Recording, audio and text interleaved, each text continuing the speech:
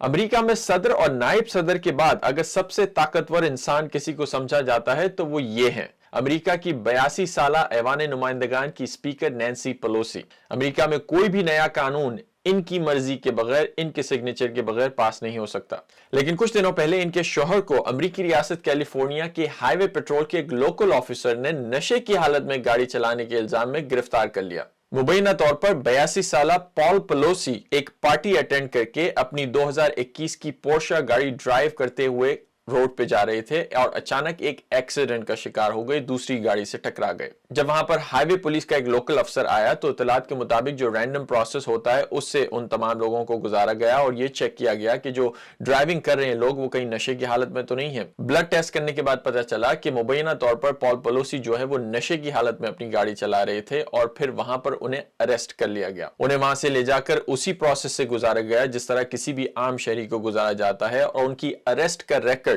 ان کی date of birth اور کس وقت انہیں اریسٹ کیا گیا، یہ تمام ڈیٹیلز نیپا کاؤنٹی کی جو کرمنل ریکارڈ کی ویب سائٹ ہے وہاں پر عام لوگوں کو جو ویب سائٹ پہ ڈیٹا اپلوڈ ہوتا ہے انہی کے ساتھ اسے بھی اپلوڈ کر دیا گیا۔ اس بکنگ ریکارڈ کے مطابق پال پیلوسی کی جو ضمانت ہے وہ $5000 سیٹ کی گئی ہے۔ کیلیفورنیا کے لوکل قوانین کے مطابق اگر یہ الزام ان پر ثابت ہو جاتا ہے تو کسی بھی شخص پر اگر یہ پہلی مرتبہ الزام ثابت ہوتا ہے تو انہیں 3 سال تک پیرول کی سزا فیس کرنی پڑ سکتی ہے اور اس کے علاوہ کچھ فائن بھی پے کرنا پڑ سکتا ہے۔ نینسی پیلوسی سے جب میڈیا نے اس معاملے پر رابطہ کیا تو ان کے آفس کی طرف سے اس معاملے پر کامنٹ کرنے سے معذرت کی گئی، اور یہ ایک نارمل پروسیجر ہے کیونکہ ان کی طرف سے اس معاملے پر اگر کوئی کامنٹ کیا جاتا ہے کسی بھی طریقے سے یہ نظر آتا ہے کہ وہ اس معاملے کو انفلوئنس کر رہی ہیں تو وہ بھی ان کے لیے ایک بہت بڑا چیلنج ثابت ہو سکتا ہے امریکہ کے سیاسی اسپیکٹرم میں۔ ایک امریکی news outlet celebrity net worth کے مطابق پال پیلوسی کی جو نیٹ ورتھ ہے یا ان کے پاس جو دولت ہے وہ تقریباً $120 ملین ہے، اور یہ پہلی مرتبہ نہیں ہے کہ امریکہ میں کسی دولت مند یا کسی پولیٹیشین یا انفلوئنشل شخص کو